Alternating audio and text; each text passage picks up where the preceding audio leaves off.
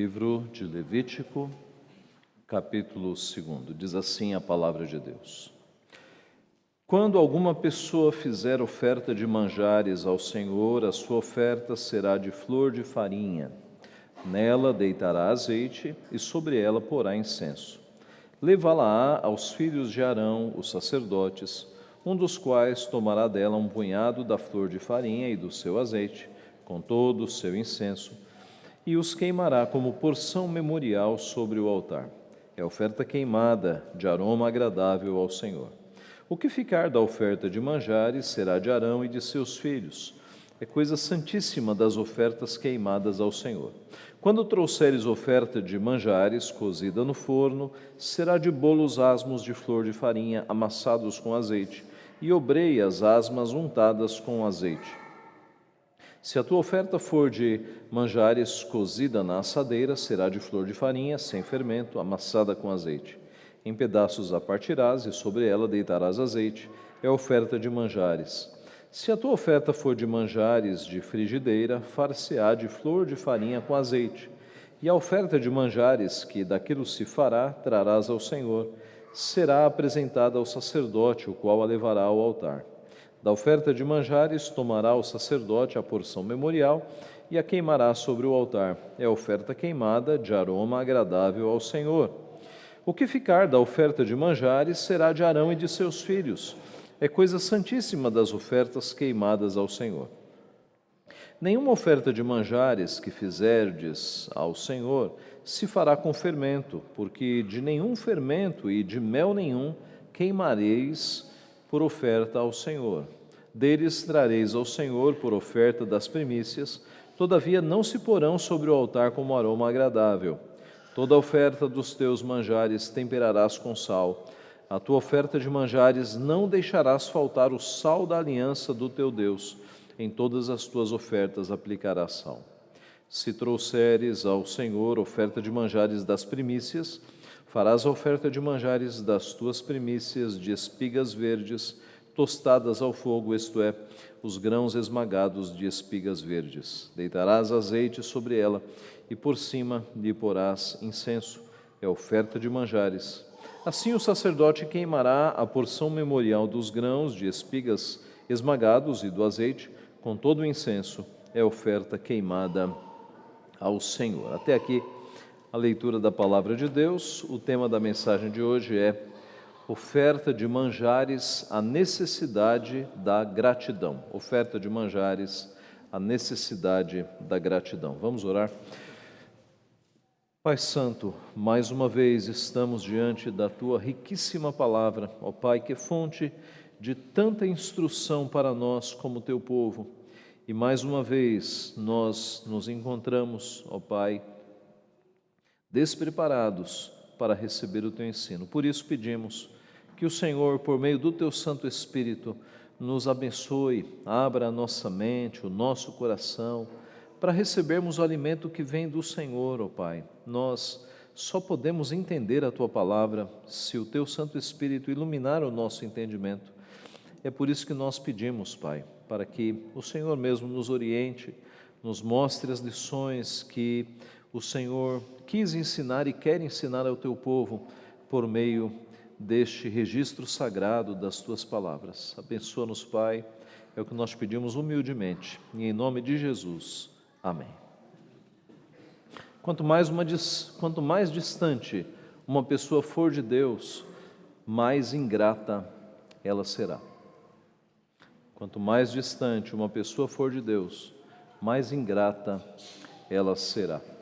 Uma das parábolas contadas por Jesus foi a dos 10 leprosos. 10 leprosos foram curados por Jesus, mas apenas um deles, apenas um, voltou para agradecer. Talvez você já tenha tido a experiência de ajudar muito uma pessoa e ao final receber como resposta a ingratidão. É o que Deus recebe com frequência. É um Deus que cuida não apenas dos crentes, mas cuida de toda a humanidade, fazendo nascer o sol se pôr, dando chuvas e estações frutíferas sobre toda a humanidade. E o que mais o nosso Deus recebe é a incredulidade. Mas nós, que fomos alcançados pela graça de Deus, que sabemos que o nosso Pai é um Pai bondoso, não podemos ser filhos ingratos. Nós temos que ter uma vida de gratidão como estilo de vida. Agradecer, como disse a palavra, em tudo dai graças, porque esta é a vontade de Deus Pai para com vós outros. Então nós devemos ter um estilo de vida de sempre agradecer o que Deus faz na nossa vida. E o texto que nós temos aqui nesta noite mostra um tipo de oferta que Deus criou para que o povo manifestasse exatamente isso, a gratidão. A oferta de manjares, ou oferta de grãos, ou oferta de cereais, era uma oferta para que o povo voluntariamente manifestasse a gratidão a Deus pelo que eles haviam recebido, especificamente os frutos da terra, os grãos, os cereais, na nossa versão chamado como manjares. O capítulo se divide em 4 partes naturais. Dos versículos 1 ao 3, o texto trata da oferta de grãos na sua forma crua, em espécie. Dos versos 4 a 10, trata da oferta de várias formas cozidas, no forno, na assadeira ou na frigideira. Você tem ali estipulações sobre cada um desses modos de se fazer a oferta. Dos versos 11 ao 13, trata do que pode e do que não pode ser adicionado à oferta. Nós vamos ver daqui a pouco. E na parte final, dos versos 14 a 16, trata desta oferta sendo aplicada às primícias dos grãos, os primeiros grãos que eram colhidos. Para entendermos bem esta oferta, uma forma boa é nós compararmos com a oferta queimada que nós vimos no domingo passado, também chamado de holocausto, capítulo 1 de Levítico. Vamos ver primeiro as diferenças entre o holocausto e a oferta de grãos ou oferta de manjares. Primeira diferença, a oferta queimada ou a oferta do holocausto era a apresentação de um animal. A oferta dos manjares é a apresentação de um vegetal. Isso está bastante óbvio, não é? Holocausto trata-se de um animal que será queimado todo. Oferta de manjares trata-se de grãos. A oferta queimada ou holocausto podia ser de touro, de carneiro ou bode macho e de aves, pombas ou rolinhas. A oferta de manjares era uma oferta de grãos. Que tipo de grãos? Trigo ou cevada. Trigo ou cevada. Segunda diferença. Na oferta queimada, holocausto, havia sangue. Na oferta de manjares, não há sangue. Nós sabemos que sem derramamento de sangue não há remissão de pecados. E assim, a oferta de grãos não fazia expiação pelo pecado. Consequentemente, o ofertante não se identificava com o grão. Na oferta de holocausto, havia uma identificação do ofertante com o animal que seria queimado. O texto dizia para colocar a mão na cabeça do animal. Era uma identificação. O animal vai morrer no meu lugar. O animal vai pagar o pecado que eu não consigo pagar, porque havia derramamento de sangue. No grão você não tem essa identificação, porque esta era uma oferta de gratidão, não era uma oferta de expiação. Terceira diferença, os animais para oferta queimada, o holocausto, eram bastante acessíveis, porque todo mundo tinha alguma criação de algum animal, e quem não tinha criação de animal poderia lançar mão de pequenas aves, pombas ou rolinhas, para oferecer o holocausto. Já os grãos não eram acessíveis ao povo de Deus. Por quê? Porque eles estavam no deserto. E no deserto você não consegue fazer plantação. Eles estavam de passagem no deserto. A nuvem se levantava, eles desmontavam as tendas, desmontavam o tabernáculo e partiam em retirada. Eles não tinham tempo de plantar ou de colher, muito menos no deserto, que eram em condições de não plantação, de não chuvas. Então, os grãos eram um artigo raro ali no povo de Deus. De onde eles tiravam grãos para esta oferta? Muito provavelmente do que eles trouxeram do Egito. Eles deviam ter um estoque que eles trouxeram da época do Egito. Quarta diferença. Na oferta queimada, holocausto, o animal inteiro era colocado no altar, exceção de algumas partes que eram retiradas. Mas a forma do holocausto, como diz a palavra, holocausto, tudo queimado, era oferecer o animal inteiro. Já na oferta de grãos, não era assim. Apenas uma parte desta oferta era queimada no altar e o restante era alimentação para os sacerdotes. Era como que um bolo feito de grãos, de uma farinha fina, colocado azeite. Quando o texto fala que incenso era adicionado, era na parte que era queimada, porque você não come alimento com incenso. Incenso não é comida. Mas na parte que era queimada ia incenso. Na parte que era dos sacerdotes, era uma comida salgada para que eles comessem. Uma quinta diferença. O objetivo da oferta queimada, o holocausto, era expiação de pecados. O objetivo da oferta de grãos era a gratidão. Como nós já vimos, o sangue ou a vida substitutiva foi o elemento que Deus criou para o perdão dos pecados. Isso era o holocausto. Na oferta de manjares ou de grãos, o objetivo era expressar gratidão a Deus pelo alimento recebido, pelo sustento que era dado por Deus. E sexta e última diferença. No holocausto ou oferta queimada, nós não temos informações adicionais sobre alimentos proibidos. O holocausto, você tem especificação de tirar a cauda, tirar algumas partes e queimar o animal inteiro. Já na oferta aqui dos manjares ou dos grãos, você tem a especificação de que o fermento e o mel são proibidos. E azeite, incenso e sal são requeridos. Você tem mais detalhes. Essas são as diferenças. E quais seriam as semelhanças entre a oferta queimada, holocausto, e a oferta de grãos?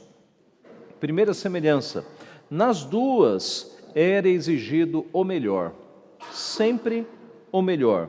No holocausto, fosse um touro, uma cabra, uma ovelha ou uma ave, tinha que ser jovem, macho e sem defeito, o melhor. Já na oferta de manjares, o grão deveria ser moído até se transformar em flor de farinha. O que é flor de farinha? É o melhor da farinha, a farinha mais fina. Flor de farinha, a farinha mais fina. Então você moía o trigo, os grãos de trigo ou os grãos de cevada, de uma forma até que virasse uma farinha da mais fina. Imagine o processo. Eles moíam isso com pedras. E você moer grãos até virar farinha é uma dificuldade, mas até virar farinha mais fina possível é uma alta dificuldade. E eles faziam isso. Era a melhor farinha, a flor da farinha, a farinha no seu estágio mais fino. Essa é a primeira semelhança. A segunda semelhança é que tanto o holocausto quanto a oferta de manjares deveriam passar pelo fogo. No sistema sacrificial, o fogo sempre foi símbolo de purificação, de santificação e de julgamento, porque o holocausto, o animal era colocado no fogo, nossos pecados eram que como aceitos ali e julgados. E a oferta de manjares, parte dela também é para o fogo. Terceira semelhança: tanto o holocausto quanto a oferta de manjares produziam, abre aspas, aroma agradável ao Senhor. Aroma agradável ao Senhor. Porque elas indicavam, respectivamente, consagração, holocausto, e gratidão, a oferta de manjares. Quarta e última semelhança: o holocausto e a oferta de manjares eram frequentemente feitos juntos. E é por isso que um está do lado do outro aqui, Levítico 1, Levítico 2. São vários textos, mas eu vou citar apenas um deles. Eu cito Êxodo 29, de 39 a 41. Um cordeiro oferecerás pela manhã e o outro ao pôr do sol. Com o cordeiro, a 10ª parte de um efa de flor de farinha. amassada com a quarta parte de um hin de azeite batido, e para a libação a quarta parte de um hin de vinho.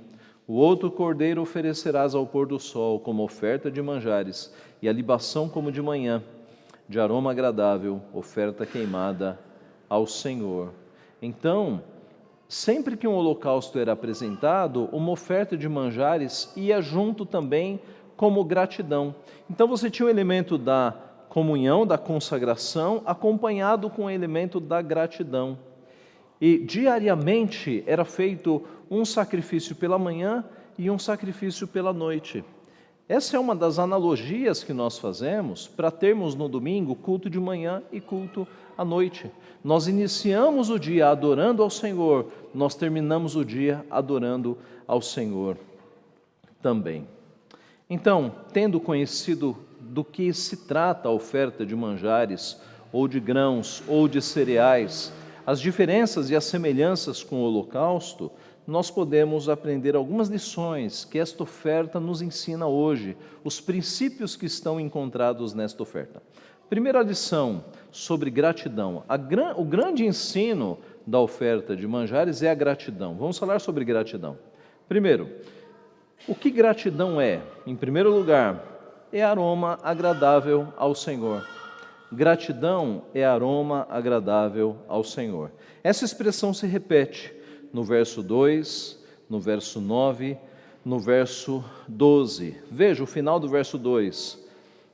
É oferta queimada de aroma agradável ao Senhor. O final do verso 9 é oferta queimada de aroma agradável ao Senhor. Final do verso 12. Não se porão sobre o altar como aroma agradável. O verso 12, na verdade, é um tipo dessa oferta que não se caracterizava. Mas o ponto, meus irmãos, a repetição de aroma agradável ao Senhor nos mostra a semelhança do holocausto que Deus se agradava. E note, o holocausto era carne queimada, não era cheiro de churrasco, era carne queimada a uma altíssima temperatura, era sangue queimado. As narinas, o olfato humano, nada agradável. Sangue queimado não é agradável ao nosso olfato. Por que era agradável ao Senhor? Porque ao Senhor era consagração. Aquela fumaça que subia, e Deus fala oferta de aroma agradável ao Senhor, é porque Deus não estava inspirando aquela fumaça, mas Deus estava vendo vidas sendo consagradas, porque o holocausto era uma oferta voluntária de consagração. Entregando o animal inteiro, a pessoa estava dizendo: Senhor, que a minha vida também seja toda do Senhor. Veja a consagração. Oferta de aroma agradável ao Senhor. É o mesmo aqui. Quando as pessoas faziam a oferta de grãos ou oferta de manjares e dedicavam ao Senhor, era uma oferta de gratidão. E Deus se agrada da nossa gratidão. Que pai que não se agrada com a gratidão de um filho? O contrário é verdadeiro. É muito difícil ter filhos ingratos. Agora, filhos gratos, que pai que não se agrada, que mãe que não se agrada de um filho grato? Então, esta oferta também é aroma agradável ao Senhor. Deus se agrada de filhos gratos. Ele repete isso na sua palavra inteira. Alguns versículos para os irmãos se lembrarem. Em tudo dai graças, porque esta é a vontade de Deus em Cristo Jesus para convosco. Nós lemos na liturgia 1 Tessalonicenses 5, 18. Bendize, ó minha alma, ao Senhor, e não te esqueças de nenhum só dos teus benefícios. O que é bendize? É falar bem. Alma, fale bem de Deus e não se esqueça de nenhum só dos seus benefícios. Salmo 103, 2. Colossenses 3, 17. E tudo o que fizerdes, seja em palavra, seja em ação, fazei-o em nome do Senhor Jesus, dando por ele graças a Deus Pai. Efésios 5, 20. Dando sempre graças por tudo a nosso Deus e Pai, em nome de nosso Senhor Jesus Cristo. Então, da mesma forma que Deus, Ele se agrada de filhos gratos, Ele, muitas vezes na Escritura, fala contra filhos murmuradores. Filhos murmuradores. Há uma dezena ou mais de textos na Escritura, Deus mostrando que não se agrada de murmuração. O seu povo no deserto foi um exemplo nesse sentido. Os irmãos se lembram quando eles, em determinado momento, reclamaram do maná e tiveram saudade das carnes do Egito. Eles preferiam ser escravos no Egito comendo carne do que ser livres no deserto comendo o pão que desce dos céus, que é chamado de pão de mel. Deus sobrenaturalmente fazia com que, como que escamas muito leves descessem do céu, forrassem ali a terra ao redor das tendas, e eles recolhiam aquelas escamas, colocavam nas panelas, nas frigideiras, esquentavam, aquilo derretia e formavam bolos de mel, bolos doces, e eles se alimentavam. Pois em determinado momento eles enjoaram daquele pão providenciado por Deus, pão dos céus, e eles pediram carne, e aí diz o texto que Deus mandou codornizes voando baixo até encher a narina deles de carne, para que eles pegassem aquelas codornizes, matassem e assassem e comessem carne. É um Deus bondoso, é um Deus que não se agrada de murmuração. Pessoas murmuradoras são pessoas ingratas. Deus dá a elas abrigo, vestuário, alimentação, e basta Deus dizer não para um pedido e algumas pessoas se revoltam e dizem que não acreditam mais em Deus ou param de vir à igreja porque Deus não fez exatamente o que eu queria. Irmãos, isso é comportamento de crianças mimadas. Deus é um Deus bondoso, Ele nos dá não tudo o que nós pedimos, mas Ele nos dá tudo o que nós precisamos. Note, não tudo o que nós pedimos, mas tudo o que nós precisamos, tudo que é bom para nós, Deus nos dá. Então, muito cuidado, porque quando você reclama demais da tua vida, especialmente fazendo isso ao redor de pessoas que não temem a Deus, você está mandando uma mensagem, você está como que dizendo que o teu pai não cuida bem de você. Quando você passa a vida reclamando, então seja uma pessoa grata, seja uma pessoa grata, tenha gratidão como estilo de vida, agradeça. Vai para o hospital, graças a Deus que tem hospital. Está internado, graças a Deus que eu tenho convênio. Não tenho convênio, graças a Deus que tem hospital nessa cidade. Está cheio de cidade aí, Brasil afora, que não tem hospital. O pessoal vem para São Paulo para se tratar, não é assim? Graças a Deus que tem médico, graças a Deus que tem enfermeiro, graças a Deus que tem remédio. E se vier uma notícia mortal, a tua doença é mortal, graças a Deus que eu tenho Cristo, eu tenho a salvação. Se eu morrer, eu estou com Ele. Então, meus irmãos, como disse um puritano, depois das boas novas do Evangelho, não existem mais más notícias. Qual pode ser a má notícia que você recebe que seja maior do que a salvação em Cristo Jesus? Depois das boas novas, não existe mais notícia triste para o cristão. Até a morte, ela perdeu o seu valor, perdeu a sua vitória. Ó morte, onde está a tua vitória, o teu aguilhão? Porque Cristo venceu a morte. Então não há mais notícias ruins para aqueles que estão em Cristo. Então não seja uma pessoa murmuradora, seja uma pessoa grata. Em primeiro lugar, então, gratidão é aroma agradável a Deus. Em segundo lugar, gratidão é o melhor que nós podemos oferecer, ou a gratidão deve ser expressa da melhor forma que nós pudermos expressar. A expressão flor de farinha, que nós já vimos no texto, ela se repete várias vezes, ela aparece até o versículo 7, e como nós já falamos, a flor de farinha é o melhor da farinha, a farinha mais fina.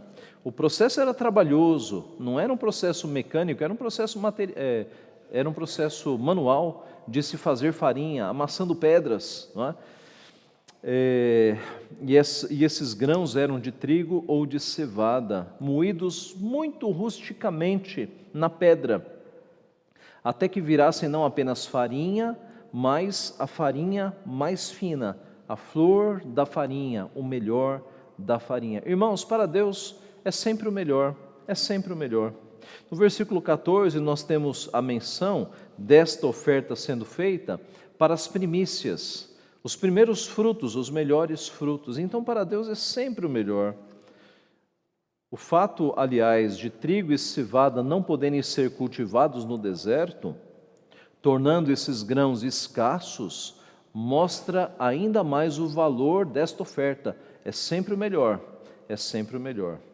Nossa gratidão a Deus deve ser sempre do melhor, o melhor da nossa idade, o melhor do nosso tempo, o melhor da nossa disposição, os melhores minutos do nosso dia, o melhor dos nossos bens, o melhor da nossa vida. Não dê para Deus o resto, o que sobra. Dê para Deus o melhor da tua vida, o melhor da tua inteligência, o melhor do teu dia. Não dê o que sobra. Quando você já fez tudo de bom para as coisas seculares, aí você vai dar o que resta para Deus. Dê sempre o melhor para Deus, é o melhor que nós ofertamos para Deus. Deixe-me ilustrar isso com uma história. Um homem estava atrás do seu balcão, no seu comércio, olhando para a rua de forma distraída, e uma garotinha se aproximou e amassou o narizinho no vidro da vitrine. Os olhos da cor-de-céu brilhavam quando ela viu determinado objeto. Ela entrou na loja e pediu para aquele senhor, ela pediu para ver o colar de turquesa azul. É para minha irmã, pode fazer um pacote bem bonito? Disse a garotinha. O dono da loja olhou desconfiado para a garotinha e perguntou: quanto de dinheiro você tem? Sem hesitar, ela tirou do bolso da saia um lenço todo amarradinho e foi desfazendo os nós, colocou sobre o balcão e feliz disse: é tudo o que tenho, isso dá? Eram apenas algumas moedas que ela exibia orgulhosamente. Sabe, disse a garotinha, quero dar este presente para minha irmã mais velha. Desde que nossa mãe morreu, ela cuida da gente e não tem tempo para ela mesma. É aniversário dela e tenho certeza que ficará feliz com o colar que é da cor de seus olhos. O homem foi para o interior da loja, colocou o colar em um estojo, embrulhou com um vistoso papel vermelho e fez um laço caprichado com uma fita azul. Tome, disse para a garotinha, leve com cuidado. Ela saiu feliz, saltitando rua abaixo, e ainda não acabara o dia quando uma linda jovem adentrou a loja. Colocou sobre o balcão o já conhecido embrulho, agora desfeito, e indagou: este colar foi comprado aqui? Sim, senhora. E quanto custou? Ah, falou o dono da loja, o preço de qualquer produto da minha loja é sempre um assunto confidencial entre vendedor e cliente. A moça continuou: minha irmã tinha somente algumas moedas. O colar é verdadeiro, ela não teria dinheiro para pagá-lo. O homem tomou o estojo, refez o embrulho com extremo carinho, colocou a fita e devolveu à jovem. E disse: ela pagou o preço mais alto que qualquer pessoa poderia pagar. Ela deu tudo o que tinha. Ela deu tudo o que tinha. O silêncio tomou conta da pequena loja. 2 lágrimas rolaram pela face da jovem, enquanto suas mãos tomavam o pequeno embrulho. Ela deu tudo o que tinha. Isso é gratidão. Isso nos lembra uma história contada por lábios mais santos. Estando Jesus a observar, viu os ricos lançarem suas ofertas no gasofilácio. Viu também certa viúva pobre lançar ali 2 pequenas moedas e disse: verdadeiramente vos digo que esta viúva pobre deu mais do que todos ali, porque todos estes deram como oferta daquilo que lhes sobrava. Esta, porém, da sua pobreza, deu tudo o que possuía, todo o seu sustento. A verdadeira gratidão é dar-se por inteiro, é dar o melhor.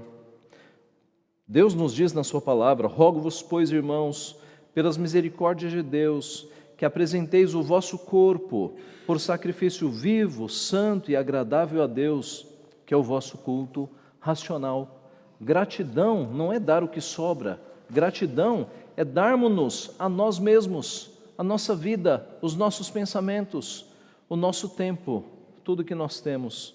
A verdadeira gratidão é dar-se por inteiro, não aquilo que sobra, mas aquilo que é primícia, aquilo que é mais importante. Vamos examinar a nós mesmos, se nós temos oferecido a Deus o melhor da nossa vida e não aquilo que sobra, apenas aquilo que resta. Então, em segundo lugar, gratidão, meus irmãos, é dar aquilo que melhor nós temos. Em terceiro e último lugar, gratidão é uma bênção para o próximo. É uma bênção para nós, porque Deus, ao observar a nossa gratidão, Ele se agrada dos filhos, mas é também uma bênção para o próximo. Veja que o nosso texto fala sobre isso. Veja o verso 2. Levá-la-á aos filhos de Arão, os sacerdotes, um dos quais tomará dela um punhado de flor de farinha e do seu azeite com todo o seu incenso e os queimará como porção memorial sobre o altar. É a oferta queimada de aroma agradável ao Senhor. O que ficar da oferta de manjares será de Arão e de seus filhos.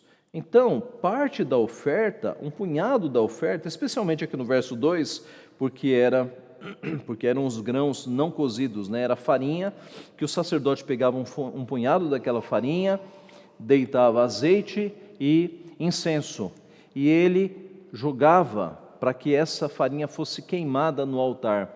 Mas o restante, sim, e essa parte que era jogada é chamada no texto várias vezes de porção memorial sobre o altar. Por que é memorial? Porque era uma porção apenas simbólica, era uma porção memorial.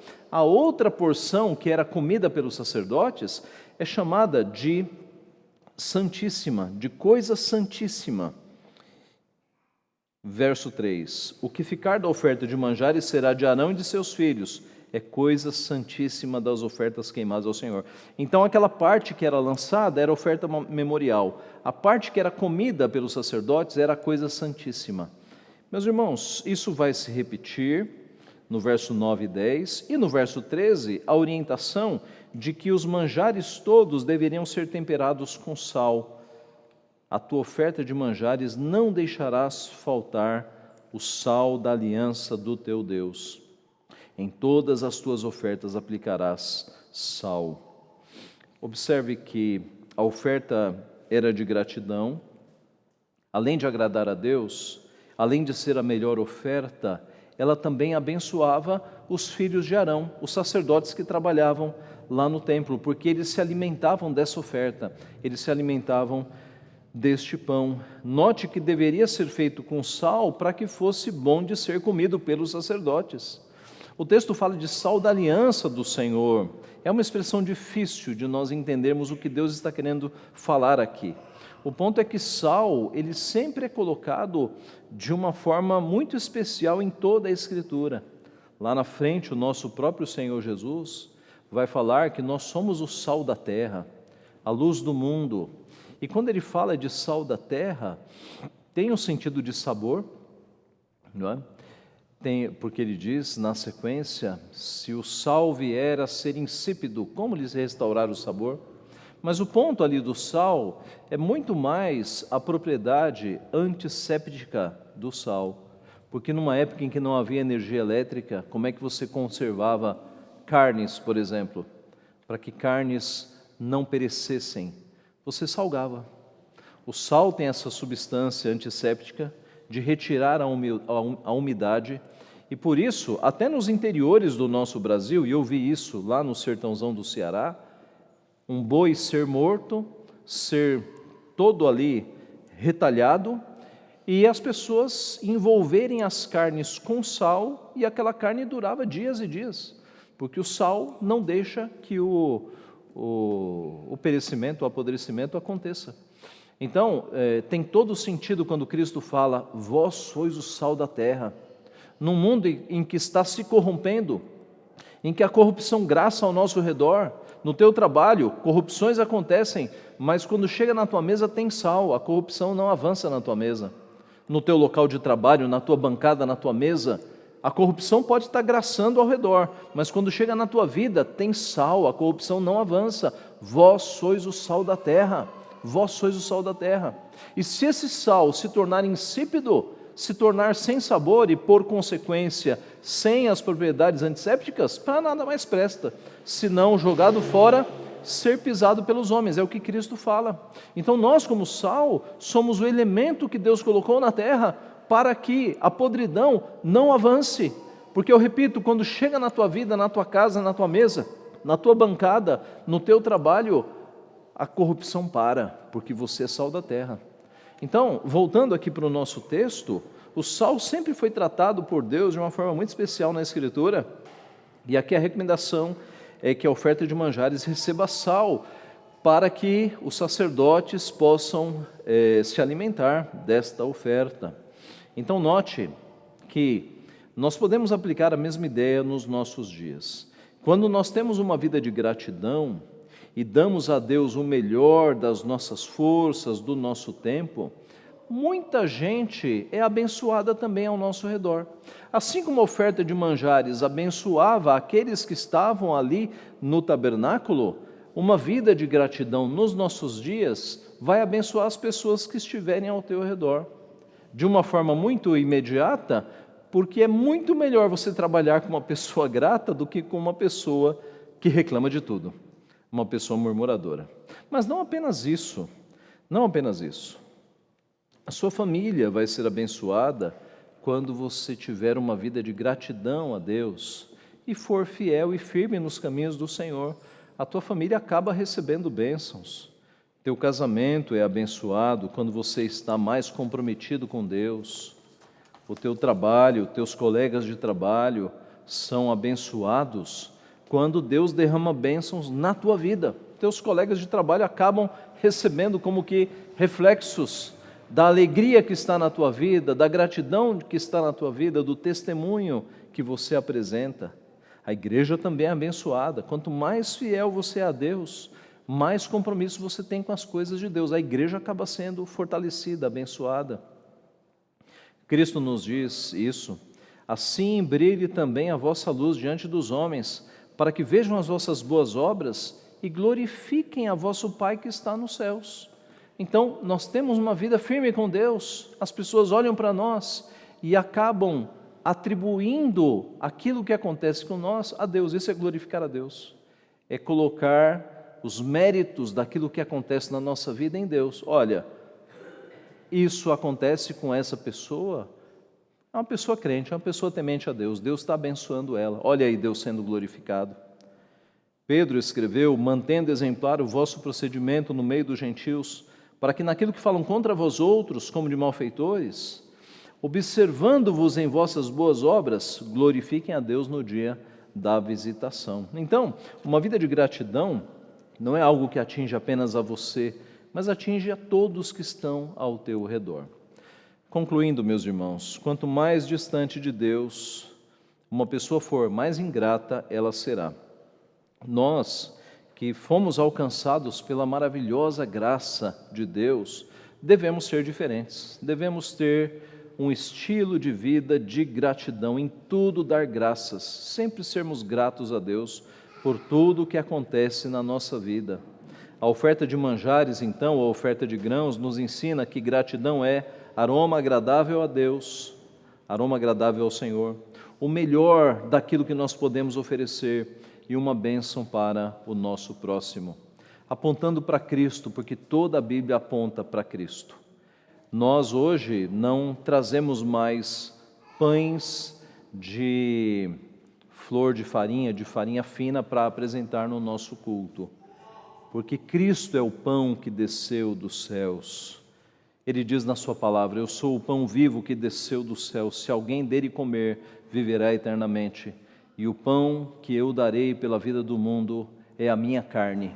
Então, o pão que desceu dos céus para nós não é o maná, é o próprio Jesus Cristo. Quem dele come não tem mais fome, quem dele bebe não tem mais sede. Como não temos mais que fazer ofertas de grãos, a nossa vida deve ser um sacrifício vivo, santo e agradável a Deus, que é o nosso culto racional, Romanos 12, 1. Nós devemos ser o sal da terra, dando sabor e vitalizando tudo, salgando tudo ao nosso redor pela palavra de Deus. E como nós não oferecemos mais incenso, nós devemos ser o bom perfume de Cristo, aroma de vida para a vida, como Ele diz na sua palavra. Que Deus assim nos abençoe, irmãos. Tenhamos uma vida de gratidão. Comecemos agora a ser gratos a Deus em tudo. Que Ele nos abençoe. Amém.